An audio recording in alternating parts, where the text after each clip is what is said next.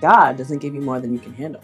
Cleanliness is next to godliness. God must have taken your loved one because he needed an angel. Money is the root of all evil. God gives his hardest battles to his strongest warriors. These are all examples of sayings that have gained traction among the Christian community, but they're not biblical. So what do we do with sayings like these? Hey friends, I'm Ange, joining you at the Crunchy Bible channel. Thank you for joining me as we journey together as students of God's Word. If you'd like to be a part in helping this ministry grow, feel free to drop some change in the tip jar link in the video description below. Ideas that have gained traction through being said enough times by enough Christians are called folk theology. The problem with folk theology is that oftentimes it's not biblical. That word folk there, we use it for folk music, for folk stories, and the common thread there is that it's something that's passed down generation to generation, generally orally. There isn't a lot of emphasis on accuracy. So someone you trusted a lot or someone who spent a lot of time in the Bible said it, and so you thought, that sounds right. Ideas gain traction this way and people run with it. The problem with this is that these ideas usually don't get held up to the Bible, our ultimate source for truth, and so we start holding them as a truth that's as equal as the Bible. Something I always tell my kids is don't check your brain at the door. Meaning no matter how renowned someone is, no matter how much platform they have, always be measuring what they say against what the Bible actually says. Everyone is going to have moments where they're inaccurate, and it's important that no person gets so much sway in our life that we check our brains at the door. There's a famous saying that if you say a lie often enough, people will believe it. So always examine beliefs you hear or hold to be true in your mind to see if they pass the Bible test.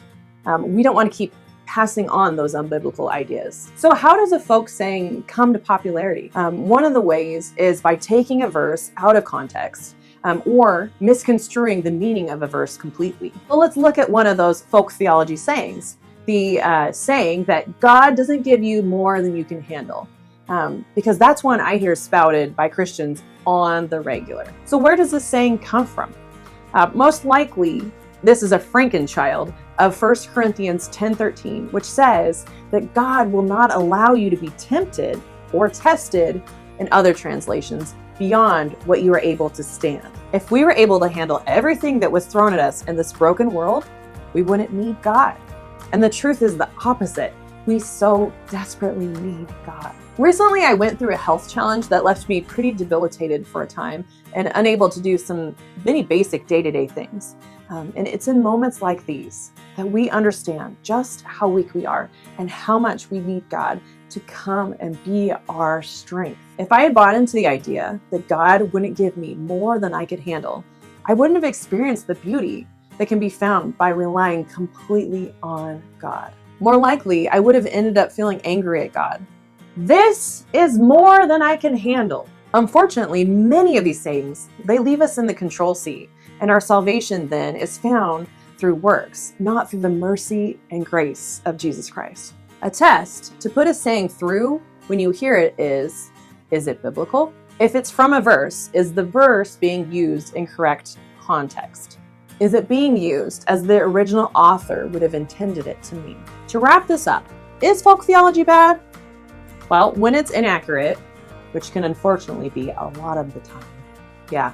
At the same time, everyone in the church who isn't a trained theologian is a folk theologian. You, most likely, are a folk theologian. Your words hold power. Make sure the ideas you're saying and passing on to others are actually biblical and not just passed down from others. So what do you think? Any folk theology sayings come to mind now? Is there a topic you'd like me to cover in future videos? Drop your thoughts in the comments section below. Until next time, keep digging into the Bible, keep asking questions, and keep chewing on God's Word. Oh, hey, you're still here. Hey, would you mind subscribing?